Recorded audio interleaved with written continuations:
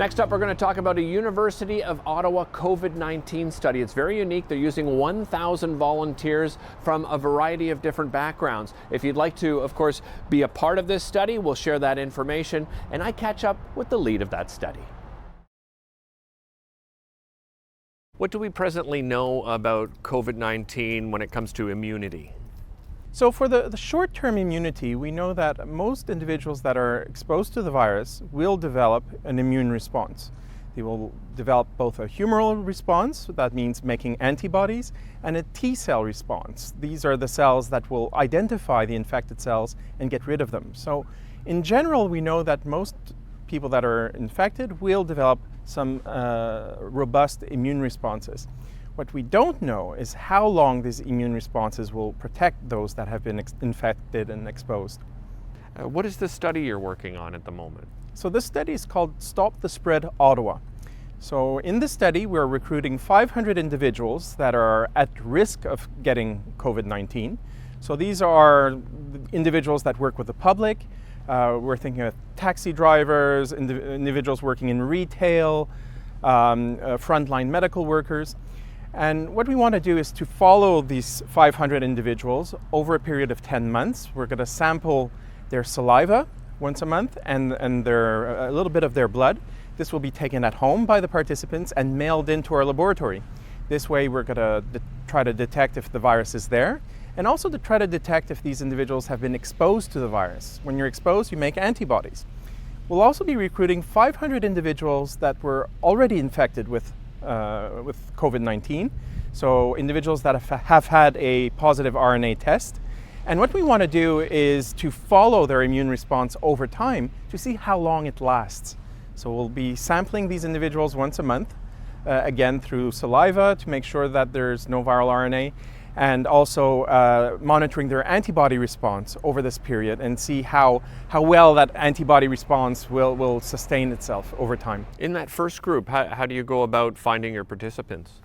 So any person who feels that they're at risk of getting coronavirus, we invite them to register to our study. And we're looking at individuals living in the Ottawa region. And if you meet the criteria, you will be enrolled in our study. How confident are you that the study is going to give you concrete details on the virus and, of course, immunity and treatment? We're quite confident that it will give some very valuable information. We're monitoring both antibody responses over time and also T-cell responses over time. So those are the two arms of the immune system. You have the antibody side and you have the T-cell side. And we'll be monitoring how well both sides of the immune response sustains itself and maintains itself over time. What impact do you see this study having on perhaps a vaccine down the road? So as we've discussed, the immunity against SARS-CoV-2 appears to be relatively short-lived.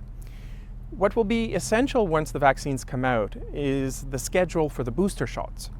So it's unlikely that we'll only receive the single shot of the vaccine for the virus. We'll need several boosters. But at what frequency will we need those boosters? That is still undetermined. So our study will enable us to get some information as to how fast immunity wanes and what would be an appropriate schedule for booster shots for the virus. And Pfizer recently announced that they have a vaccine that they believe is about 90% effective. Can you speak on that? So this is a intermediate report of the phase 3 clinical trial. Once that phase 3 clinical trial is over, then government agencies will review the data, assess if the vaccine is safe. So safety is the first and foremost important parameter in deploying the vaccine. So is it safe? Does it work? It appears to work. And once all of that information is compiled, government agencies can then decide to deploy the vaccine.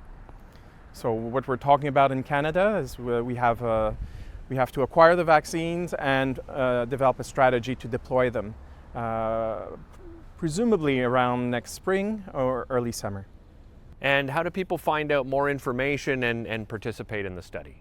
So I encourage anyone who feels that they are at risk of getting infected with SARS-CoV-2 or those who have been infected and want to monitor their health over time, I encourage them to look up our study and to register to participate in our study.